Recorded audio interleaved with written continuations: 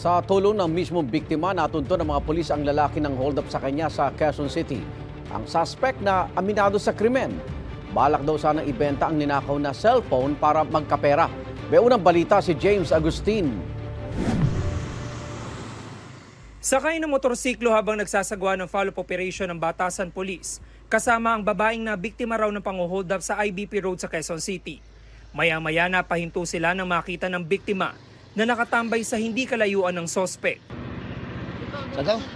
Ano tsura? Agad na pinuntahan ng pulisya ang eskinita.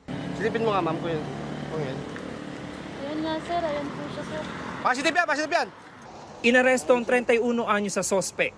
Nakuha sa kanyang bagang isang baril na kargado ng mga bala. Nabawi rin ng ninakaw na cellphone na nasa baywang na lalaki. Positibong tinukoy ng biktima na pagmamayari niya ang cellphone. Ayon sa pulisya, kagagaling lang sa panonood ng pageant ng 36 anyos sa biktima na isang online seller na mangyari ang krimen. Habang naglalakad siya along IBP Road, pasakay na siya ng tricycle, yung suspect natin, bigla na lang siyang hinold up sa likod. Tapos kinuha yung kanyang cellphone. Napag-alaman na walang kaukulang dokumento ang nakuhang baril mula sa sospek. Sinubmit namin sa crime lab for ballistics examination para ma-verify po siya kung yung baril na yun is nagamit pa sa ibang krimen. Ito na ang ikalawang beses na naaresto ang sospek. Una noong 2017 dahil sa kasong may kinalaman sa droga. Kalalaya lang niya noong nakaraang taon. Dala lang rin po ng kahirapan.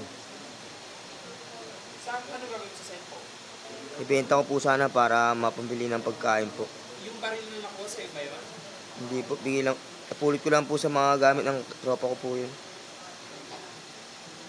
Pero sa'yo nakuha? Opo.